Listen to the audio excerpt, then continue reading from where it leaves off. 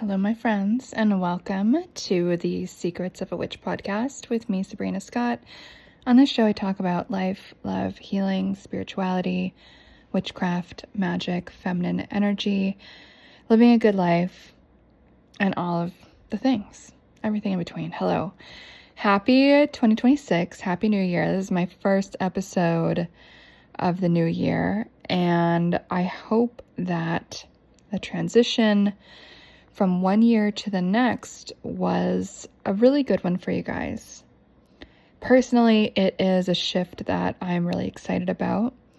It is a shift from a 9-year, 2025, to a 1 year. It is the tail end of the year of the snake, and we are going to be slowly moving into the year of the horse, a much more energetic, zesty kind of year. And I'm sure you guys know I'm a snake, and apparently if it is your year, it is a rough time of things, and that was definitely at least half of what I experienced this past year. So I'm really excited to continue to shake off the last bits of dead skin and the parts of myself that don't fit anymore. And I hope that y'all are doing the same and really excited for this new year. And I know many people mark the new year at different times. For some folks, that's going to be around Samhain or Halloween. Some people call that the witch's new year. Personally, that's never felt like a new year for me. Some people do it at the calendar year, which is when I feel most resonant with acknowledging the turn of the year. I love New Year's Eve. I always spend New Year's Eve journaling and looking over my journals from the past year and taking stock of all my accomplishments, what I did well, what went amazing, what maybe I need to not do anymore, or something to that nature. And I always spend the first moments of the new year, literally after the clock strikes midnight, speaking out loud my intentions for the new year. For me, that's a super symbolic, important act of magic, and I don't care who invites me to do what on New Year's Eve. That is exactly what I'm going to be doing when the clock strikes midnight, all by myself, locked in. And this past New Year's Eve, I did some candle magic as well with that, and I'm super, super jazzed on how that went. And so, for all of you who did some magic during this time, props to you, high five. And for all of you who didn't, that's okay, no judgment. Because there's still time, right? Even though for me, the new year begins January 1st. And I also spent January 1st at this fancy spa, and that felt really amazing and just nice and relaxing. But anyway, there's still time for you if you do want to acknowledge New Year energy, right? For some people, they really like to do it at the Lunar New Year or the Chinese New Year. Which is usually the end of January or early February, when the Chinese astrological year kind of shifts from the snake to the horse. That's when some people really like to acknowledge it. Another opportunity to acknowledge the shifting of the year would be the spring equinox in March, the beginning of Aries. Aries, of course, being the first sign in the Western zodiac in that wheel of the things. And so that is also another time that we can acknowledge and work with energies of freshness, renewal, etc. Personally, I just prefer to get shit rolling right now, January, so that when March hits, I'm already kind of in a pretty good stride and making my way towards whatever it is I need to be moving towards. So that's that. Happy New Year, my friends. And there's a lot of things I could talk about, but I wanted to just do an episode today about something that I find really important, especially with social media and just some certain things I'm seeing in the news and, whatever. I don't really want to get fully into all the inspirations for this episode, but I really feel strongly about this phrase, do no harm, take no shit. I feel really strongly about that. And I also really agree with this fuck around, find out phrase. otherwise written in acronym form as FAFO. And one of the things I've been thinking about over the last few years, especially within my context in Toronto and Canada, and maybe this is different for you depending on where you live, but in the last 15 years in the city, there's been this kind of rise of lawlessness and a lack of consequences. You see violent offenders getting released on bail within the span of a week, often, and then going on to reoffend 20 more times. Wish I was exaggerating. I'm not. And this isn't going to be a political episode, so if you kind of feel like, oh God, she's going to be talking about politics, I'm actually not. This is just kind of a little lead-in as an example, but I feel like there's a lot of lack of consequences for people acting stupid or out of pocket. And for whatever reason, at least here in Toronto, maybe, I don't even know if it's a Canadian thing. Maybe it is. Who knows? Maybe you guys can let me know. But I feel like there is this rise in the culture of like people pleasing, which I guess has always kind of been a Canadian thing. Growing up in America, I am not like that. But there is this rise I've noticed of people pleasing behavior and coddling behavior and de-escalation behavior. And I'm not saying that these things can't be strategically worked with. Sometimes I think that is the move. Obviously, if it's a question of your safety, like sometimes the de-escalation is going to be the better way to go rather than starting a fight with someone you're probably going to lose a fight with. So don't worry, I'm not dumb. Like that is on my mind in terms of safety. But we are in this era, especially with online and social media, where a lot of people feel increasingly comfortable saying the most unhinged things and behaving in the most unhinged ways. And we see this rise of like what I really consider to be severely antisocial behavior and people just behaving in really crazy ways. Like I think one of the reasons I'm thinking about this is oftentimes for me as a public person on the internet, for some reason, people really like to talk shit and speak to me in really rude ways, because I guess I'm kind of dehumanized since I have a few followers on the internet, let's say.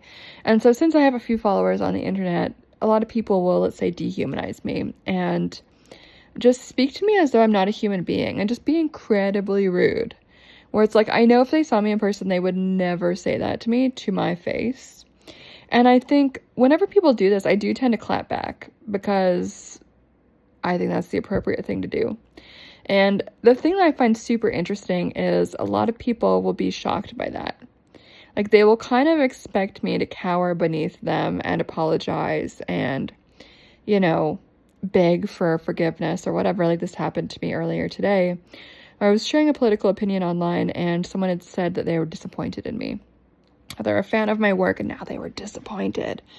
And of course, like, I don't even know who this person is. Like, I'm not going to be losing any sleep over some random person who I don't know in any shape or form. Wasn't a client. Don't think they bought anything of mine before.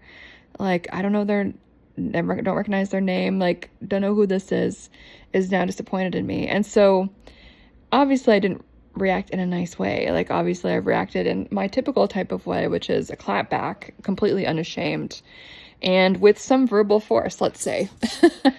My Mars is in Scorpio in the 3rd, so if that tells you anything, don't get in a fight with me unless you are prepared to take a beat down, basically, verbally. And that's just kind of how I am with these things. And it always is interesting to me that sometimes people will be totally shocked by this. Obviously, these people don't know me very well. But what it kind of exposes to me is this entitlement that I think a lot of people have developed to treat other people badly, kind of unprovoked. And there is this rise of dehumanization and objectification of other people who disagree with us. And I see this a lot. Sorry, I didn't really want to get political in this episode, but I see the left doing this a lot. Like if someone is like, I get this a lot since I'm a conservative woman. And of course, a lot of leftists are very pro all women until you are a conservative woman. And in which case then they get to throw vile, sexist things at you. Like someone who disagreed with my politics decided to basically insinuate that I was sucking AD of, a certain politician simply because I had said I'm not a lefty. And so this is coming from a woman who supposedly was a feminist leftist. And of course I'm going to clap back at that and then block, because it's like, whatever. But my point here is we are in this era where a lot of people just feel entitled to do whatever, say whatever, and there's no real consequences. There's no real pushback. And I think a lot of people want to feel like the better person, or the quote unquote bigger person, by not fighting back, by not standing up for yourself, by not clapping back.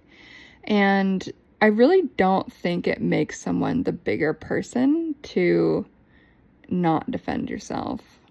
And of course, we all have to take a balance, right? Of, okay, how am I spending my time? Do I want to spend all my time arguing online? Personally, I don't, so I tend to not. But on occasion, it does make sense to just set an example of how things are dealt with. And I really want to put into question this habit that I think especially a lot of women have around not defending ourselves. And where not defending yourself means that you are, let's say, morally superior or virtuous. But what I think it really is the lack of a spine, a lack of a backbone. And that is not exactly a good quality if we're going to be talking about that spiritually. How I would interpret that is that person would have a weak solar plexus chakra. Their energy would be diminished. And of course, solar plexus is yellow. It's the third chakra from the bottom if we're going through root, sacral, solar plexus from bottom up. And it is the chakra that is associated with the will, individuation, individuality. If I'm going to relate that to the tarot, personally, I would relate that very much to the magician. And I'm sure other people listening to this might have different associations. But if we're thinking about individuality and will and creation and expression of self, that to me is very aligned. And so I do think that it is something a lot of women need to learn. Obviously, some men can learn this too. Obviously, I have worked with and known some men who do need to, or have needed to, let's say, find their voice and find their individuality. And I don't think anyone is necessarily immune from that. But if we're going to speak broadly on a population level, typical patterns do tend to be that a lot of women have a hard time being this kind of warrior energy, where we are unafraid to stand up for ourselves when it does matter. And I'm not saying that arguing on the internet matters. It generally doesn't. But there are situations in life where we will be tasked with standing up for ourselves, whether that is in the family, whether that's in a relationship, whether that's in a friendship, whether that's in a spiritual community, wherever that happens to be. Maybe it's in the workplace where someone or something is going to denigrate us or talk down at us or dehumanize us, and we get to ask ourselves, how am I going to deal with that? How am I going to respond to that? We all have a choice. And I understand why some people might want to stay above the fray. I get that. I see that as a valid choice, especially for people who are really, really big creators or just get a lot of noise thrown at them all the time. Totally understand that. At the same time, it's something we all need to know how to do, especially in person when we're in situations where we are called to, let's say, reassert our worth, to set a boundary, to say, excuse me, don't talk to me that way. And to say that with conviction, and to say it in real time rather than to have this delayed reaction of, let's say, a month or two. Which does sometimes happen when people are not used to this, not used to responding to criticism, not used to clapping back. And there are certain spaces I've been in online over the years where I'm really grateful that I have learned so many hilarious, snappy, intelligent, cutting, witty clapbacks. And learning these and observing some conversations has made me a better thinker. And I really admire people who are able to think on their feet so quickly and just cut someone completely down when the situation calls for it. Because a lot of people in this life are bullies and they are assholes, and that is an absolute thing. And sometimes people will be claiming to be virtuous and using their virtue to bully people. Like, this is a common thing right now. I'm sure you guys can read between the lines to hear what I'm talking about. And so it becomes especially important to have a really solidly grounded moral compass, an intellectual compass, and psychological compass from which to make our decisions around how we are speaking, who we are speaking to, and like what it is that we're saying, and what type of responses are appropriate in different situations. Again, fuck around, find out, do no harm, take no shit. And another favorite of mine, don't start none, won't be none. Because sometimes we do have to stand up for ourselves.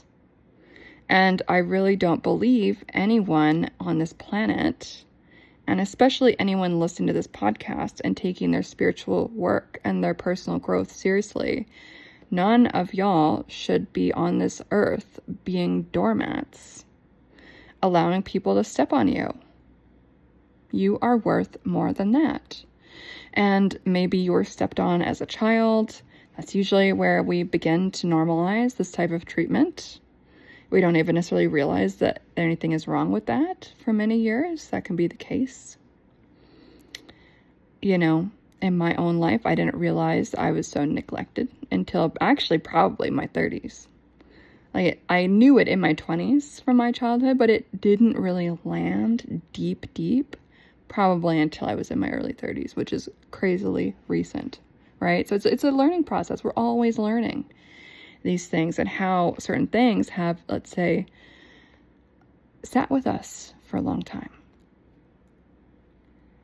And I think learning to speak up for ourselves, learning to feel strong in the self is huge for mental wellness, self-respect, and groundedness, to know that if someone tries to knock us off our balance by insulting us, by calling us ugly, by calling us stupid, by calling us names, by saying this, by saying that, which people, of course, are always going to do, we can be strong enough with our sense of self that that is not going to faze us. And I don't think there's anything wrong with clapping back and causing that person to think twice the next time they say something to you or to anybody. And I don't want to sound nostalgic for a past I have never lived in, but I feel like there was an era where there was more community accountability, where if someone was acting out of line, they would get smacked or told off, or there'd be some kind of social consequence. I'm not saying like injured seriously, but what I am saying is like there would be an immediate correction in some way. And I think that kept the social contract solid, and society was a little bit more high trust and more cohesive and more, interestingly, more community oriented than it is now. Now there's no consequences. There's no community really. We all just live next to each other. We don't actually live in communities for the most part. And so there is no checks and balances in terms of a community like gut check on the people who are exhibiting antisocial behavior and harming people.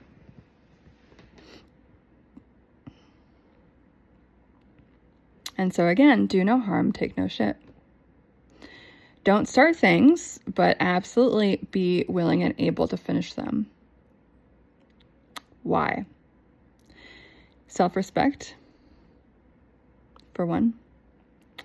I think for number two, there's cultivation of inner strength. And I think even if you're not the type of person to clap back, I think there is something strengthening about, at least logically, rhetorically, intellectually, being able to explain, even just to yourself inside your own head, the errors or critiques that you're noticing about a circumstance or how you're treated or whatever it is. Being a doormat and passive in life is not going to get you anywhere. Of course, the flip side of this is some people do get so sucked into argumentation, battles on the internet. In person, there's a whole Toronto protest circuit full of crazy people. I don't even know what they do for work, but people get addicted to the drama of agitation, of instigation. So I think there's a balance here. Don't get addicted to the highs and the lows of instigation, agitation, all of that bullshit, whether that's in person or online. You can opt out of that. At the same time, it's reasonable to be able to defend yourself when it is needed. Do no harm, take no shit. 2026, let it be the year of the backbone. Let it be the year of inner strength. Let it be the year of a warrior energy that you are cultivating in yourself. The warrior does not seek out fights, but the warrior does know how to behave and what to do and how to act when a fight arrives on their doorstep. That is the energy that I think we can all benefit from cultivating within ourselves. Don't chase a fight, but be willing to stand up for yourself if one finds you. I really believe in that. And obviously there's situations where it does just make sense to like let it pass. I was talking with someone about this the other day. There's some situations where it does make sense just to whatever. But I think if that is our response to all situations of pushback or attack at us, then that is not healthy either. So as with so many things in this life, it is about finding that balance. But what I'm noticing a lot is where the balance needs to be kind of fixed a bit is adding self-respect to one side of that scale. Adding some little pizzazz and zest to one side of that scale where we are able to, pump up our adrenaline and defend ourselves. That we do get perhaps a little bit feisty sometimes when the situation calls for it. And part of the inner work is to know when the situation calls for it, to feel when the situation calls for it. Because if we're just triggered all the time, that's not the work. And so again, the fuck around, fight it out also is right-sized. And I don't think there's anything wrong with, clapping back to make an example. This is a very online example, but I saw something on Threads recently, and I guess some lady had talked shit about this makeup artist's work, and it was like so mean what she said. I can't remember what it was. I think it was accusing this makeup artist of looking like a drag queen, saying that she was really ugly, and just like being unhinged, like for no reason. Like who does that, first of all? And so this makeup artist, this is like an epic troll. So what she did was she did makeup to make herself look like the person who was trolling her, who, to put it bluntly, was a very unattractive older lady with some very horrible makeup. God bless her.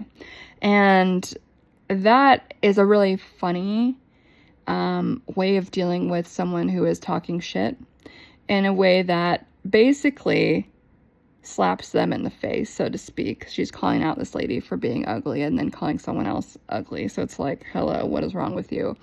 And then she's also demonstrating her makeup skills. So it's an interesting one. If you're on Threads, maybe you've seen it. But that is the energy I'm kind of talking about. And is she going to do that to all of the trolls? Like, likely not. Who's got the time for that? But I think it does give a really great example of like, fuck around, find out, do no harm, take no shit. It's like, okay, if you do try to give me some shit, we're going to clap back and put someone in their place who truly deserves it. And notice she didn't call the lady ugly, though that is something I've on occasion said to people on Threads. So, don't try me. But this lady didn't necessarily even have to say that. All the makeup job and the photo next to it did all the speaking. And so it's a creative way to deal with this issue of people feeling like they can say and do whatever they want to whoever they want with no consequences, as though life is a video game or a movie or something, or like a live stream from whatever, and not a real person on the other end of the screen, or a real person on the other end of the street at some crazy protest or whatever. And so I just want to leave y'all with that, like something to just think about. And maybe, because I know there's going to be some of you listening to this who I adore, who are going to be like, I don't argue on the internet, that's dumb.